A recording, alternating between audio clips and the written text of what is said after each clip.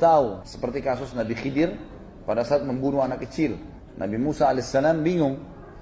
Nabi Musa sempat mengatakan pada kaumnya, saya adalah hamba Allah yang paling pintar di muka bumi. Bukan niatnya sombong alaihissalatu wassalam, tapi beliau merasa beliau utusan Allah dan beliau diberikan Taurat. Dalam sebuah hadis dikatakan Taurat itu oleh Adam dikatakan alaihissalam kepada Musa, kau adalah Nabi Allah, pilihan Allah, dan dituliskan Taurat untukmu dengan kedua tangannya. Baik, sekarang Nabi Musa alaihissalam pada saat dia mengatakan dirinya paling pintar di muka bumi, Jibril alaihissalam datang dan mengatakan, hai Musa, Allah menitipkan salam padamu dan coba kamu keliling di muka bumi, di pesisir sungai Furat, engkau akan temukan hamba Allah yang lebih pintar daripada kamu. Maka Musa alaihissalam sempat beristighfar kepada Allah, khawatir kalau itu dinilai kesombongan, lalu kemudian dia jalan mencari hamba Allah yang lain. Tentu kita tahu namanya Khidir alaihissalam, nabi yang lain. Kemudian setelah ketemu Nabi Musa mengatakan, hai Khidir, saya mau belajar dengan kamu. Kata Khidir, boleh, tapi syaratnya satu, jangan bertanya sesuatu apa yang saya kerjakan sampai saya sendiri yang jelaskan. Setuju? Setuju. Jalan.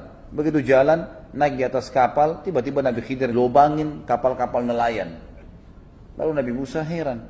Sepertilah kita mungkin yang manusia biasa belum punya ilmu dari Allah, kita cuma mengatakan, kok aneh kapalnya orang baik-baik nelayan, dibocor-bocorin, kenapa nih? Kenapa Khidir kau lakukan ini? Ini kan perbuatan yang tidak baik.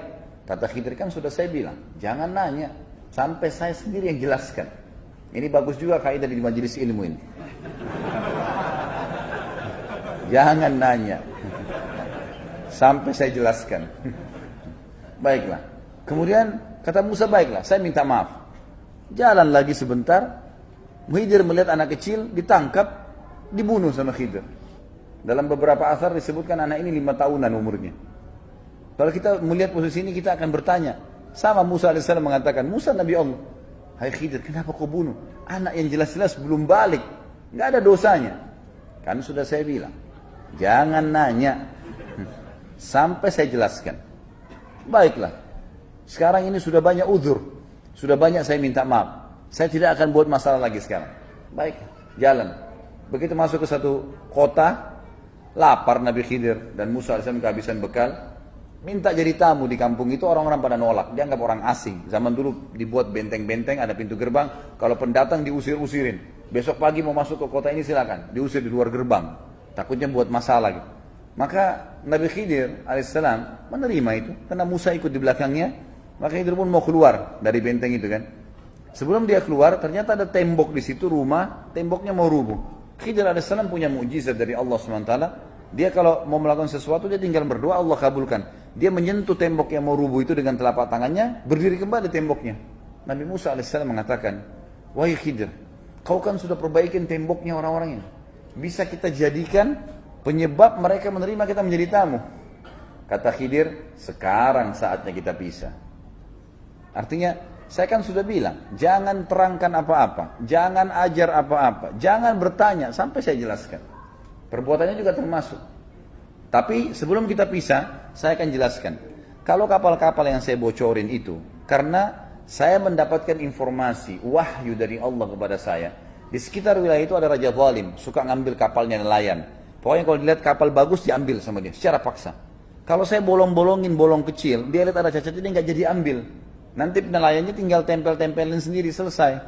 Kalau anak kecil yang saya bunuh, dan ini saksi bahasan kita, Allah sudah memberitahukan dengan keluasan ilmunya. Ada ilmu Allah yang sangat luas. Jadi Allah sudah tahu semua apa yang terjadi dari awal sebelum diciptakan makhluk-makhluk ini semuanya dengan keluasan ilmunya. Dalam ayat ini dikatakan waqad ahata bikulli syai'in ilma.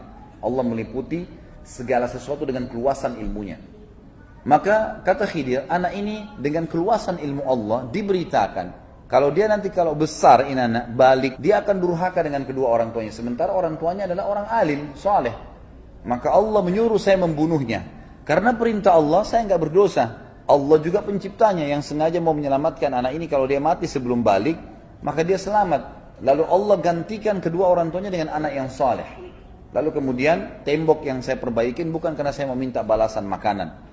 Tapi saya telah mendapatkan informasi ini tembok rumahnya 2 anak yatim yang orang tuanya sudah meninggal. Dan di bawah tembok itu ada ditanam harta oleh orang tuanya. Kalau rubuh, masyarakat lihat mereka akan mengambil secara paksa. Maka saya sengaja memperbaiki tembok untuk melindungi harta itu. Nanti ada saatnya di mana tembok itu akan rubuh sendiri dan anak-anak ini kalau sudah besar akan mendapatkan harta peninggalan itu.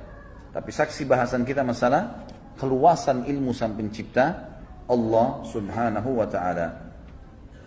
Kalau yang disebutkan dalam hadis, dan saya kebetulan pernah, ya bisa dikatakan masuk dalam tim edit buku-buku hadis berhubungan dengan masalah kasus Nabi Musa dan Nabi Khidir alaihissalam. Karena satu buku yang diterbitkan dan sudah disebutkan dalam bahasa Indonesia. Kebetulan ada salah seorang ikhwah di Libya kalau nggak salah dia menerjemahkan, kemudian saya yang mengeditnya. Pada saat saya mengedit saya sempat membaca banyak sekali hadis berhubungan dengan Nabi Khidir dan Nabi Musa alaihissalam, tapi memang yang sampai kepada kita Allahu alam dinukil dari hadis-hadis memang hanya pertemuan Musa sama Khidir saja. Dan di akhir hadis setelah Nabi SAW menceritakan tentang Musa dan Khidir, beliau mengatakan, kata Nabi SAW ya, semoga Allah merahmati Musa. Kalau dia tidak banyak bertanya pada Khidir, maka kita akan mengetahui lebih banyak lagi mukjizatnya Khidir. Sebatas itu. Tapi belum pernah ada hadis yang menjelaskan Khidir matinya kapan, matinya di mana. Bahkan ulama mengatakan hikmah ilahi, semua kematian para nabi-nabi dan tempat matinya tidak dijelaskan secara khusus di hadis. Misal Nabi Muhammad SAW mengatakan umur Adam sekian, ayah kalian kan bisa saja disebutkan dalam hadis ya. Yang disebutkan cuma postur tubuhnya, karena hari kiamat kita akan bangkit seperti postur tubuh ayah kita Adam. Tapi nggak pernah disebutkan kadar umurnya, matinya di daerah mana. Semua nabi-nabi loh ya. Dan kata para ulama, hikmahnya hanya kuburan Nabi Muhammad SAW yang sekarang jelas diketahui di situ kuburan Nabi, untuk membuktikan memang Nabi ini saja yang kalian ikutin. Ada sebuah riwayat dikatakan seorang sahabat bertanya, ya Rasulullah, di mana kuburannya Musa? Apa kata Nabi SAW? Di sebuah gunung di Palestina yang kalau dari atas gunung itu dilempar batu, kadar kekuatan seseorang melempar batu. Gunungnya nggak disebutin, di ini dilempar kadar batu kemana? Nggak jelas. Maka berarti Nabi SAW memang tidak menyuruh kita khusus mencari kuburan para nabi-nabi, mendatanginya. Udah cukup kita tahu imani risalah mereka. Kuburan yang sampai sekarang jelas kuburan Nabi adalah kuburan Nabi Muhammad alaihi salatu wassalam.